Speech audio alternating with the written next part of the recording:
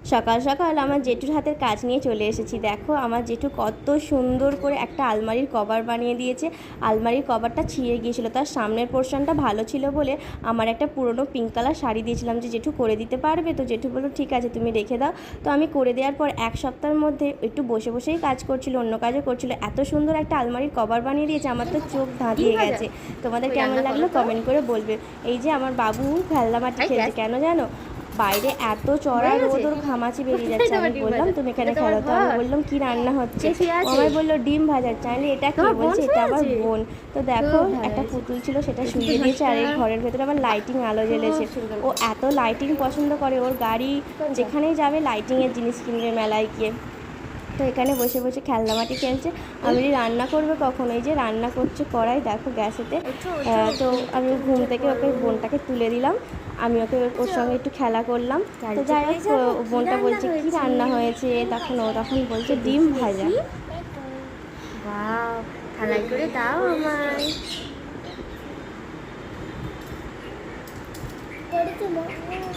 থাক থাক থাক, আর দিতে হবে না, ওটা তুমি খাও।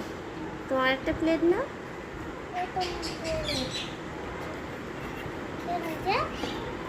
যা আমি পেয়ে গেছি। দাও তাড়াতাড়ি দাও, খেয়ে নি।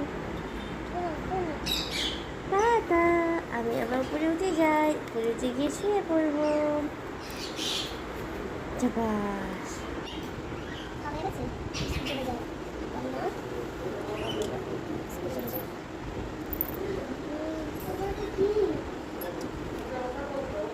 গাড়ি করে চলে গেল একদম স্কুলে ওর বোন।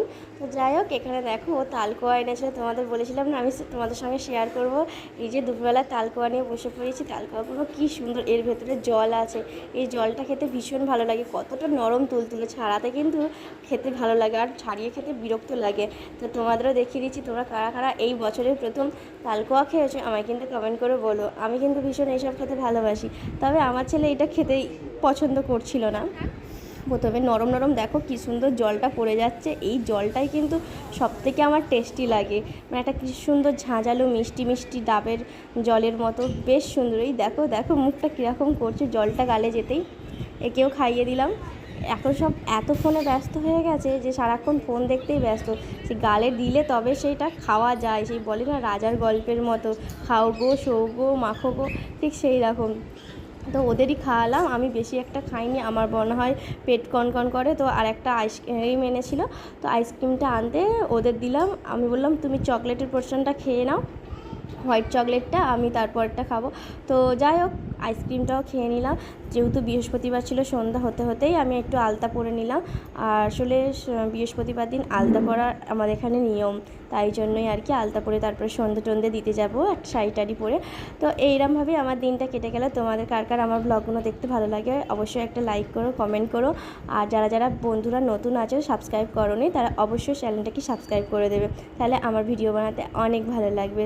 তোমাদের এক একটা লাইকে আমাদের অনেক ইচ্ছা জায়গায় ভিডিও করার মতো। তো রাত্রিবেলা একটু নিরামিষ চাউমিন করে নিলাম, আমাদের রাতের ডিনার কমপ্লিট হয়ে গেল। থ্যাংক ইউ বন্ধু আমার পুরো ভিডিওটা দেখার জন্য, সঙ্গে থেকো, সাথে থেকো, পাশে থেকো।